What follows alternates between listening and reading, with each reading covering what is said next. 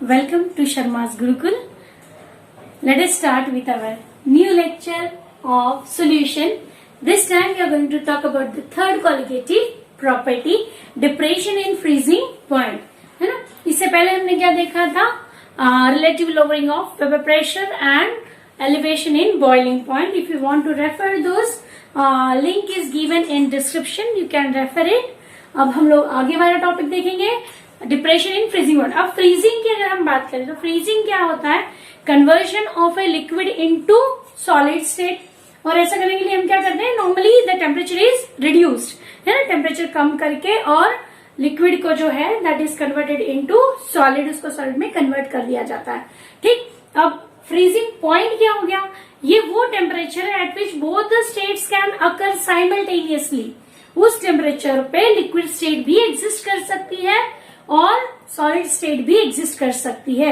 और ये वो टेम्परेचर है जहां पे ये कन्वर्जन पॉसिबल होता है ना.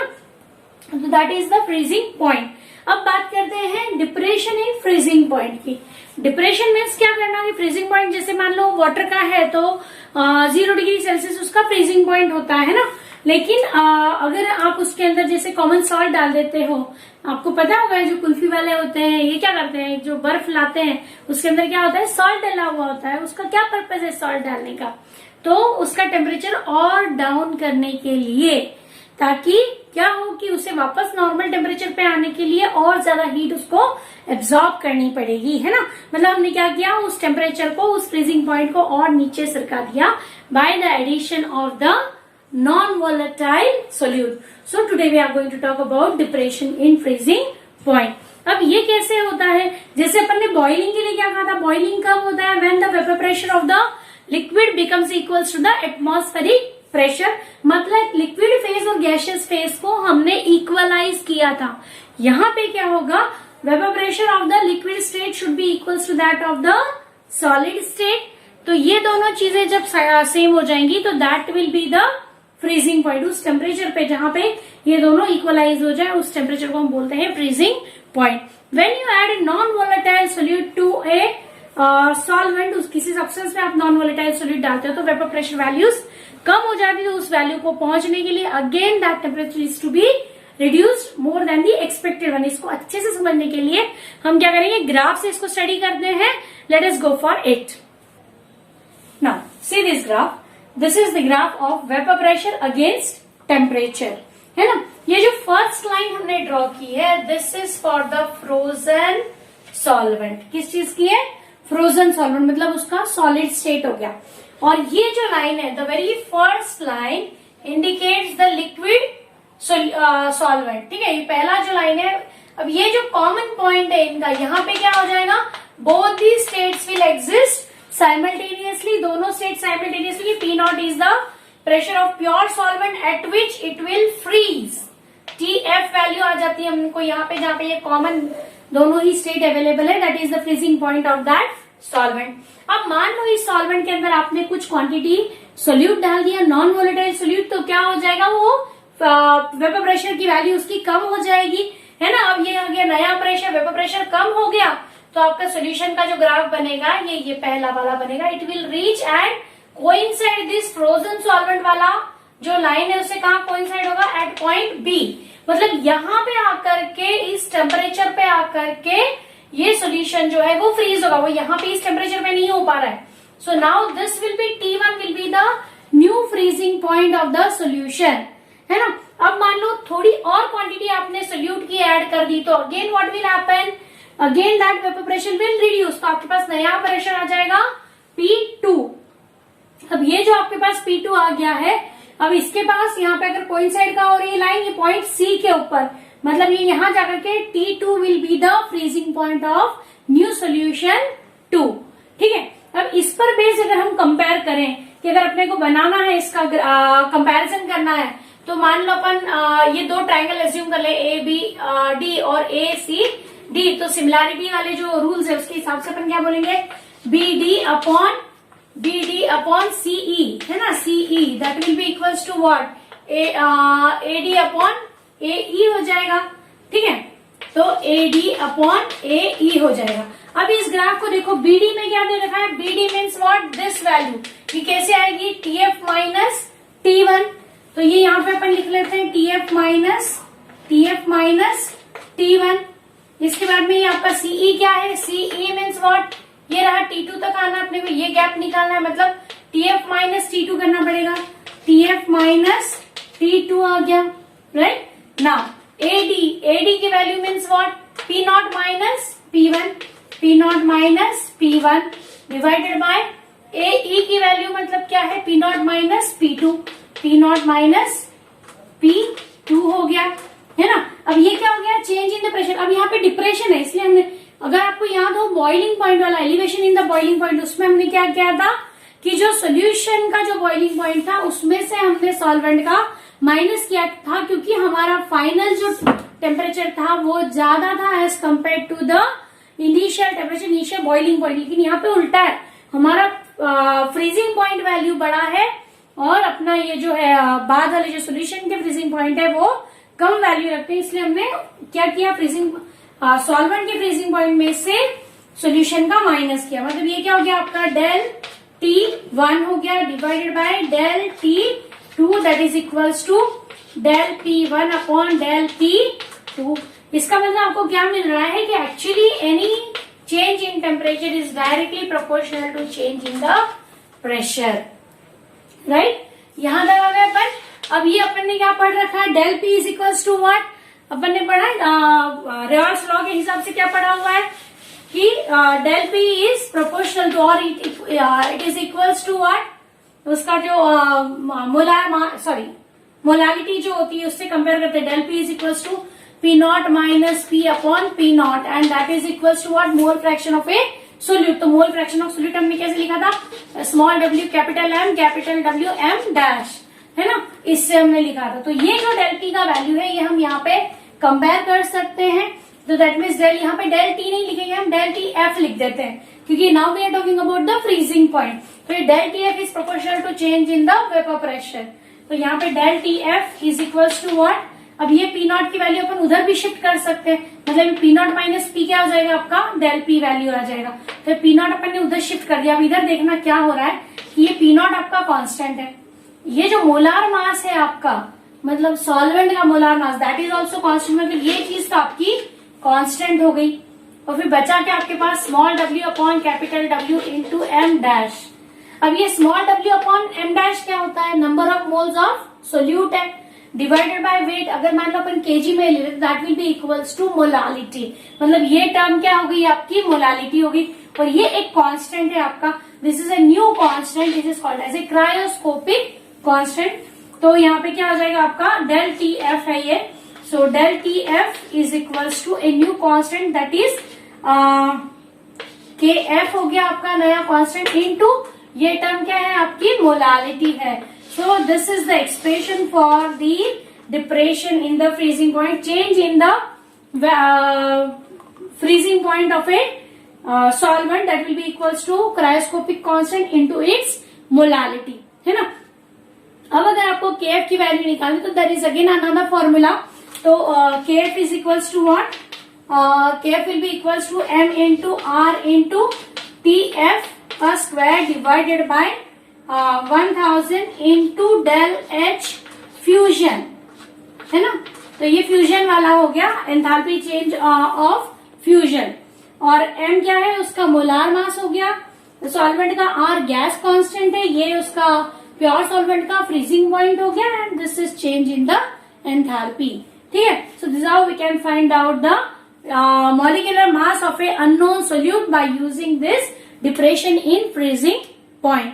इसके बाद वाला जो टॉपिक है that is about osmotic pressure. अब ऑस्मोटिक प्रेशर हमने वैसे बायो में पढ़ा हुआ भी है, प्रीवियस क्लास, छोटे क्लासेस के अंदर भी पढ़ा हुआ है। Those who are studying bio as their subject they know it well. हमारे बहुत लिविंग ऑर्गेनिजम्स के काम की चीजें प्लांट्स के अंदर, तो ऑस्मोसिस बहुत ही ज्यादा इंपॉर्टेंट होता है।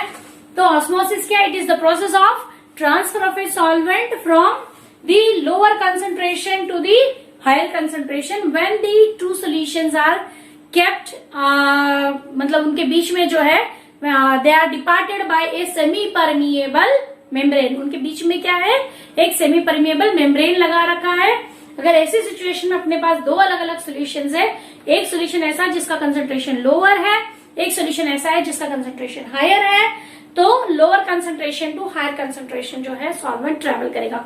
कब तक करेगा? जब तक कि दोनों साइड में कंसेंट्रेशन इक्वलाइज ना हो जाए तब तक। This process is called as osmosis. अब ऑस्मोटिक प्रेशर क्या है? It is the pressure exerted just to stop the process of osmosis. Assume करें कि एक अपने पास कंटेनर है ना, ये सेमी परमेबल मेम्ब्रेन बीच में अपन ने ले रखा है और यहाँ पे अपने पास में सॉल्वेंट है, ये सोल्यूशन है अपने पास अलग, यहाँ पे कंसेंट्रेशन ज्यादा है, मोर कंसेंट्रेशन वाला सेक्शन है, ये लो कंसेंट्रेशन वाला, मतलब ऑस्मोसिस कहाँ होने वाला है? This side. Now if I don't want this solvent to travel that way, यहाँ पे हम ऐसा एज्यूम करें कि हमने एक पिस्टन लगा रखा है which can exert a pressure gauge से हम कनेक्ट कर देंगे, तो slowly we will exert pressure. What will happen? This flow will reduce and a time will arrive when this flow will be completely stopped. So that pressure at which this flow will be stopped, that will be called as a osmotic pressure. ठीक है? अब actually osmotic pressure, diffusion एक concept हमने और पढ़ रखा है, if you remember. Diffusion में क्या होता है? जो भी मटेरियल होते हैं they are in direct contact with each other. मान लो दो अलग अलग सोल्यूशन आपने एक दूसरे में मिक्स कर दिए, तो हायर कंसेंट्रेशन से लोअर कंसेंट्रेशन की तरफ ट्रेवल करेगा। उल्टा है, देखो ऑस्मोसिस में मैंने क्या कहा था? Lower concentration to higher concentration, और इसमें क्या हो रहा है? डिफ्यूजन में higher concentration to lower concentration. एक और बड़ा डिफरेंस क्या है भैया? ऑस्मोसिस के लिए क्या चाहिए? The two solution should be separated by semi permeable membrane. Diffusion में ऐसा कुछ होता नहीं है, वो गैसेस में भी होता है डिफ्यूजन, हमें देखने मिलता है, लिक्विड में भी मिलता है, लेकिन osmosis is purely concept of the solution. Solutions की बात करते हैं हम लोग, लिक्विड्स की बात करते हैं, उसके अंदर ऑस्मोसिस होता है ना। एक और स्पेशलिटी है ऑस्मोसिस की, ये ऑस्मोसिस रिवर्स भी किया जा सकता है, रोका भी जा सकता है। डिफ्यूजन को हम रोक भी नहीं सकते और रिवर्स भी नहीं कर सकते। ऑस्मोसिस को रोकना तो हमें पता है कि ऑस्मोटिक प्रेशर एक्सर्ट कर दो, इट विल स्टॉप। अब रिवर्स ऑस्मोसिस कैसे होता है? तो रिवर्स ऑस्मोसिस में जो ऑस्मोटिक प्रेशर है उससे ज्यादा प्रेशर आप एक्सर्ट करोगे, so forcefully the solvent particle will be traveling from higher concentration to lower concentration, and that is called as reverse osmosis. उसी का यूटिलिटी करते हैं सी वाटर से ड्रिंकिंग वाटर बनाने के लिए, जहां पे वाटर की स्कैर्सिटी है वहां पे इस तरीके से क्या किया जाता है? रिवर्स ऑस्मोसिस का यूज करके और पोटेबल वाटर जो है, ड्रिंकिंग वाटर जो है वो बनाया जाता है। हालांकि it is quite expensive process, इतना कोई इजी भी नहीं है, but still if it is needed it has to be done. ठीक है, तो ये तो गई ऑस्मोसिस की बात। अब बात करते हैं हम लोग, will talk about how this osmosis is used और how it act as a colligative property. Again it depends upon the number of particles and do not depend upon the chemical nature of the particles. क्योंकि semi permeable membrane है तो it is selective, उसका जो pore size होता है वो इतना छोटा होता है कि केवल सॉल्वेंट के जो पार्टिकल्स है वो ट्रैवल कर पा रहे हैं, सोल्यूट के पार्टिकल्स उस मेम्ब्रेन को पार नहीं कर पा रहे हैं, है ना। इसकी वजह से वो सोल्यूट क्या रह जाता है? एक साइड रह जाता है, वो कॉन्सेंट्रेशन वेरिएशन हमें देखने को मिलता है। ठीक है, गैस लॉ हमने पढ़ा हुआ है ना। तो एक बॉयल्स लॉ पढ़ा था हमने, तो बॉयल्स लॉ में क्या था भैया? किस चीज को कंपेयर किया था हमने? प्रेशर और वॉल्यूम को कंपेयर किया था। तो यहाँ पे भी हम लोग कंपेयर करेंगे कि these two quantities are directly, यहाँ पे हम लोग ऑस्मोटिक प्रेशर की बात करेंगे। Actually will be talking about the osmotic pressure, कि ऑस्मोटिक प्रेशर जो होता है that is represented as pi is proportional to 1/V। ये बॉयल वांट ऑफ फैक्टर है, तो पाई इज प्रोपोर्शनल टू 1/V। अब अगर चार्ल्स लॉ आपको याद हो तो वैसे ही चार्ल्स वांट ऑफ फैक्टर है, उसके अंदर चार्ल्स लॉ में हमने क्या किया था? Pressure was compared with temperature at constant volume. तो यहाँ पे भी हम वही करेंगे, pi is proportional to temperature, है ना। तो ये दोनों चीजें हमने कंपेयर कर ली, है ना। उसके बाद में एवोगेड्रो वांट ऑफ फैक्टर अगर कंपेयर करें तो ये दोनों चीजें हमें कंपेयर करनी पड़ेगी। जैसे हमने गैस इक्वेशन बनाया था, so what will happen? Pi will be proportional to T/V हो जाएगा। अब इसको अगर आप कांस्टेंट में कन्वर्ट कर दोगे तो क्या हो जाएगा? एक कांस्टेंट लगाना पड़ेगा, that is gas constant. So pi is equals to RT/V। ये v अपन इस साइड लेके आते हैं तो क्या बन जाएगा, pi v is equals to R T when the number of moles is equals to 1।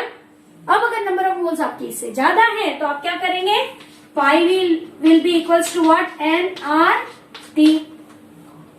ठीक है, अब ये n अपॉन v, अगर v में उस साइड लेकर जाओ तो नंबर ऑफ मोल्स पर वॉल्यूम मतलब क्या हो जाएगा आपका, कंसंट्रेशन के टर्म्स में आप उसको डिफाइन करो तो you can find out that way as well. मतलब इससे भी हम लोग नंबर ऑफ मोल्स की जगह, number of moles means what, weight upon its molar mass, तो pi V is equals to weight upon molar mass into R T, ये भी डाल सकते हो। इससे आप अननोन सोल्यूट का मॉलिक्यूलर मास जो है वो निकाल सकते हैं।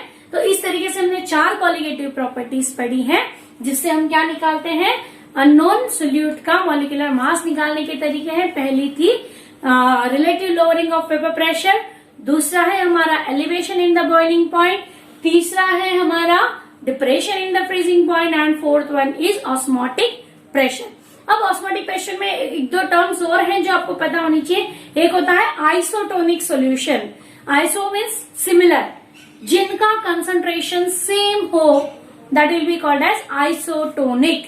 ठीक है, मतलब नंबर ऑफ पार्टिकल्स जिनमें सेम होंगे, आइसोटोनिक। तो अगर आइसोटोनिक सॉल्यूशंस हैं तो उनका जो ये जो वैल्यूज हैं प्रेशर की, that will also remain, osmotic pressure value will also remain same.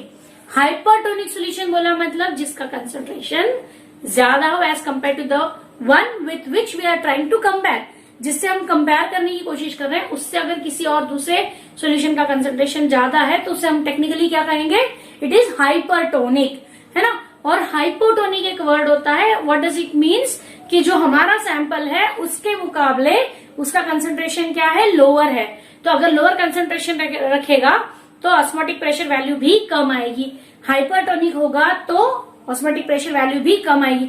इसका अगर आपको एग्जाम्पल याद हो तो जो ये होते हैं रेसिन्स होते हैं, दाग होती है ना, आपको पता है, उसको अगर पानी में डालेंगे तो क्या होती है, वो स्वेल हो जाती है। क्यों हो रही है, क्योंकि पानी अंदर जा रहा है। तो सॉल्वेंट आपका कैसा है, हाइपोटोनिक है, अंदर का जो कंसंट्रेशन है सेल का वो ज्यादा है। तो बाहर का सोल्यूशन कैसा है आपका, आपके पास जो भी सैंपल आपने जिसमें भी पानी में डाल रखा है वो सोल्यूशन कैसा है आपका, हाइपोटोनिक है, इसकी वजह से पानी अंदर गया। वही अगर आप एक सॉल्ट का सोल्यूशन बना करके अगर आप अंदर अंगूर डालोगे, ग्रेप्स डालते हो तो क्या होता है, इट विल श्रिंक। मतलब क्या हो गया कि अगर वो श्रिंक हो गया मतलब क्या हो गया कि आपका बाहर का जो सोल्यूशन है that is hypertonic in nature. ठीक है, तो ये सारी हो गई हमारी colligative properties. Will solve few more numericals, then this topic will over। इसके बाद में जो टॉपिक है that is about abnormal molecular mass, वो तो अगले वीडियो में हम डिस्कस करेंगे। लेकिन उससे पहले let us have numericals based on these two concepts। Okay, so now see here, water is used in a car radiator। In water, winter season ethylene glycol is added to water, है ना। ये as हम लोग solute add करें so that water may not freeze। Then assuming that ethylene glycol is a non-volatile solute, ऐसा assume करना है। Calculate minimum amount of it, मतलब हमें क्या निकालना है, वेट निकालना है इसका। Added to 6 kg of water, water का वेट दे रखा है that too in kilogram. Already हमें मोलारिटी में किलोग्राम में ही चाहिए होता है वो, तो हमें कन्वर्जन करने की जरूरत नहीं पड़ेगी यहाँ पे, है ना। 6 kg के अंदर है water to prevent it from the freezing at -0.3 degree Celsius. अब यहाँ पे इन्होंने क्या है कि इतना कम से कम 0.3 जो है -0.3 फ्रीजिंग पॉइंट दे रखा है, मतलब वो सोल्यूशन का दे रखा है। तो अपने पास सॉल्वेंट का, वाटर का तो आपको पता ही भैया कि 0 डिग्री सेल्सियस होता है वाटर का, है ना। तो डेल टी एफ आप निकाल सकते हैं इससे। डेल टी एफ कैसे निकालोगे, del T F will be equals to what, 0 minus -0.3 that will be equals to 0.3 value हो गई आपकी, है ना।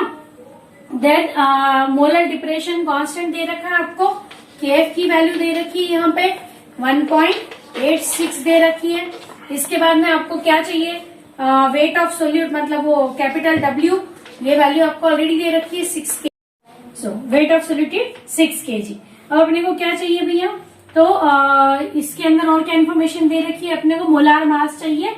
किसका चाहिए, इथाइलिन ग्लाइकोल का। उसका फॉर्मूला क्या है, CH2OH CH2OH। तो मोलार मास का आपको निकालना पड़ेगा m डैश, तो दैट इज इक्वल्स टू 62। ठीक है, अब फॉर्मूला क्या है, तो del T F is equals to KF into M. ठीक, तो डेल्टा एफ का वैल्यू क्या दे रखा है यहाँ पे अपने को, अपन ने निकाला है 0.3। KF का वैल्यू क्या है 1.86 इंटू मोलालिटी। मोलालिटी मतलब क्या है, small w upon m dash into ये कैपिटल W इंटू 1000। लेकिन ये 1000 हमें इस फॉर्मूला में नहीं चाहिए। क्यों नहीं चाहिए?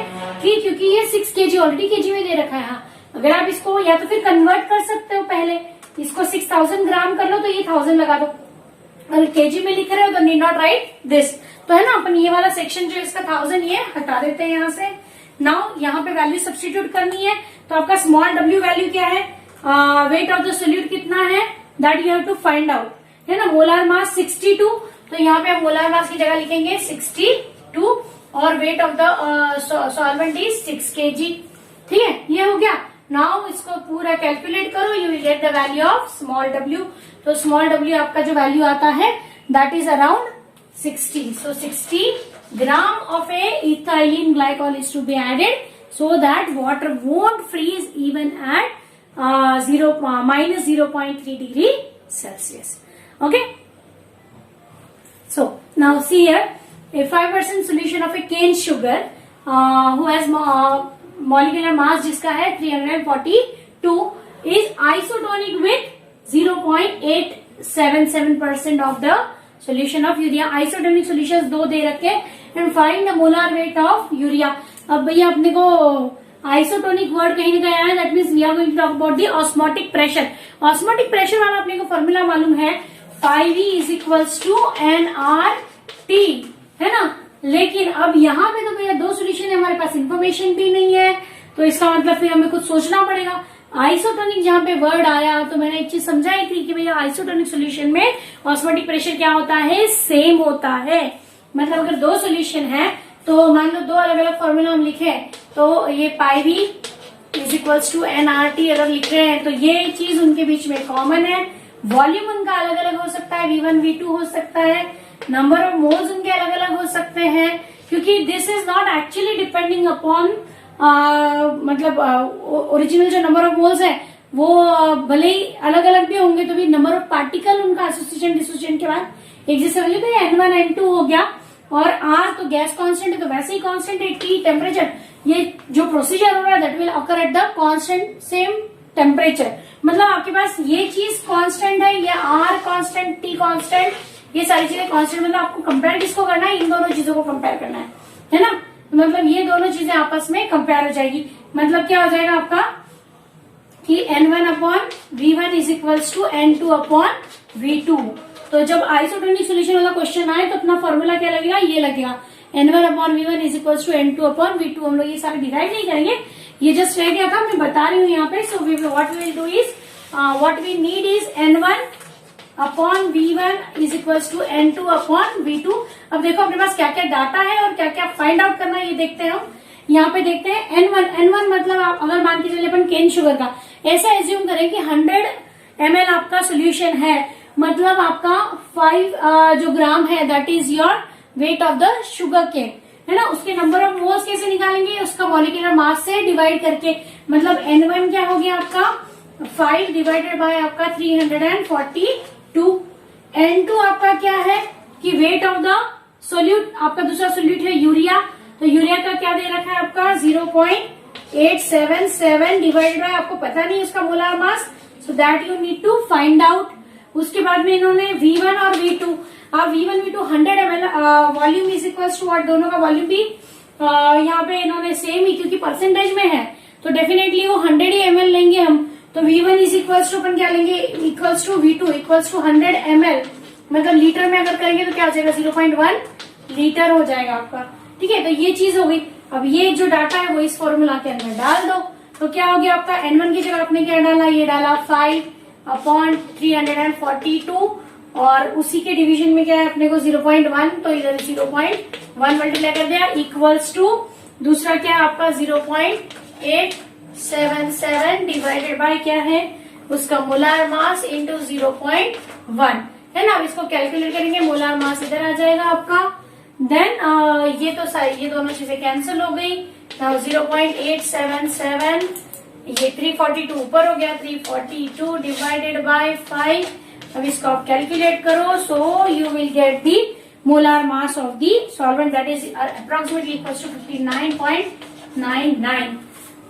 यूरिया का मास वैसे आपको पता होगा 60 होता है, तो ये 59.99 ग्राम पर मोल, ये आपको आंसर आ गया है। ठीक है, तो ये हो गया आपका ऑस्मोटिक प्रेशर। इसलिए देखिएगा और भी न्यूमेरिकल्स बुक में दे रखे हैं, please do solve them, and if you have any doubt you can ask in the comment box. Thank you for watching this video. For the next video, next topic will have a next video very soon. Thank you very much.